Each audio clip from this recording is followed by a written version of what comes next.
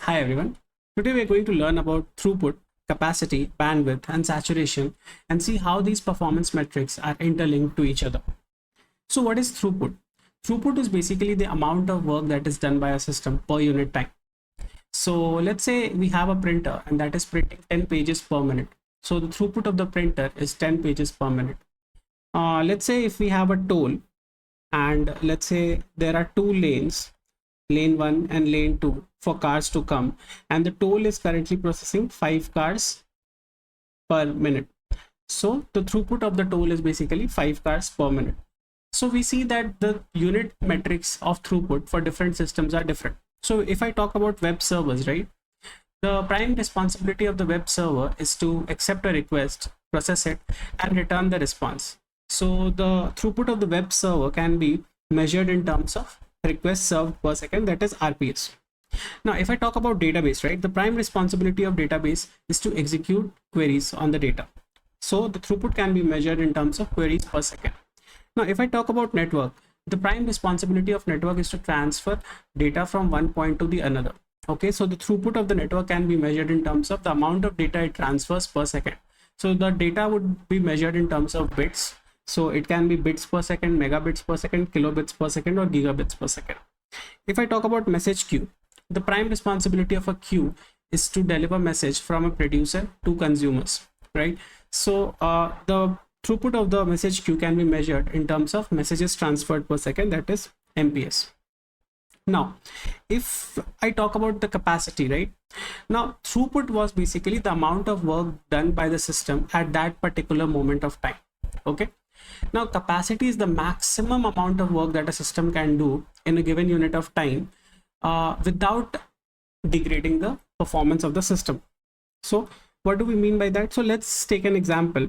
Let's say we have a graph wherein the y-axis represents the latency and x-axis represents the throughput. Okay, the amount of work that is currently being done. So let's say currently when the requests, let's talk about a web server. So in case the web server is currently handling low number of requests, so the throughput is low. So in such cases, the latency will be low, right?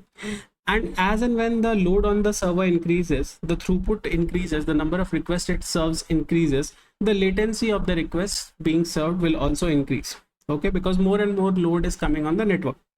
So the graph would be becoming something like this. Now, every system has a SLA. That is, let's say the SLA here is 10 milliseconds. Okay, so this is basically the SLA, which is service level agreement. That is, this service has an agreement with the third party clients that my latency will not go beyond 10 milliseconds for any request. So basically, the throughput at that particular moment is known as the capacity. So it is the maximum throughput that is allowed by a system which does not affect your SLA. Okay, so the performance degradation does not happen until the capacity is reached. Okay, now coming to bandwidth. So bandwidth is basically a kind of capacity. When we are measuring capacity for a network, right, the amount of data, the maximum amount of data that the network transfers, right, so that is measured in terms of bandwidth. So that is what we call bandwidth. So capacity is a broader term which measures the maximum work that is done across systems, whereas if we are talking about capacity for a network, it is known as bandwidth. It again measured in bits per second, that is megabits, kilobits, or gigabits per second. Now, what is utilization? So utilization of a system refers to what is the percentage of use, percentage of allocations of the resources that you are doing for that particular moment of time with respect to capacity. So let's take that example wherein we have a toll, we have two lanes, and currently the toll is processing 5 cars per minute. Okay, now the toll is capable of processing, let's say, 10 cars per minute. Although the toll is capable of processing 10 cars per minute, right now the toll is processing only 5 cars per minute. So my capacity here is 10 cars per minute, whereas my throughput right now is only 5 cars per minute. Okay, so my utilization becomes the percentage use of the capacity. So basically throughput by throughput by capacity. Okay, so that is my utilization. So here in this case it's 50% utilized. My capacity is 50% utilized. Okay, now what is saturation? So saturation refers to degree of unit of work pending to be performed in a queue beyond the normal utilization or full utilization of the resource. So what do we mean by that?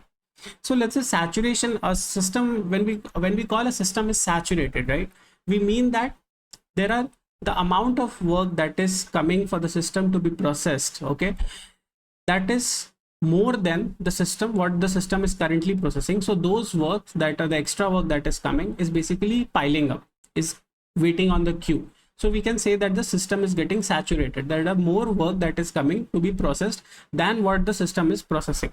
So let's say my capacity here was 10 cars per minute, and let's say we started getting 15 cars per minute. Okay, so what would happen? 10 cars would be processed per minute, whereas 5 cars would be waiting in the queue for that minute. Okay, and so we call that the system is getting saturated. The system is saturated, right? Now it can happen that your utilization is less than 100%, but the system is still saturated. Okay, so let's say due to some reason one of the lane is blocked in this example. So all the traffic is going on this lane. Okay, now let's assume that this lane, each lane was capable of processing 5 cars per minute, right?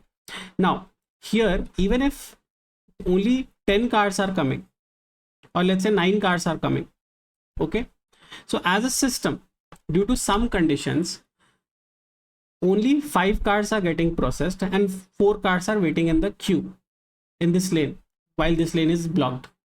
Okay, so here the utilization is just 40%. Okay, but my saturation is there because my cars are waiting in the queue to be processed, because there is a wait time that has been introduced on the work that is requested to be done. Okay, it can also happen that your utilization, let's say your utilization is 100%, whereas your saturation has yet not come in the system. Why? When can this happen? So let's say there are 10 cars, that maximum cars that can be processed by this store. Both the lanes are, let's say, available. Okay, here now let's assume that each lane is getting 5 cars. So my utilization is 100% and there is no car waiting in the queue. Why? Because only 10 cars are coming per minute and the system is capable of handling 10 cars. So the utilization is 100% of the capacity, whereas there is no saturation because no car is waiting in the queue. Okay, so we have to keep these things in mind. So that's it for today's video. Thank you.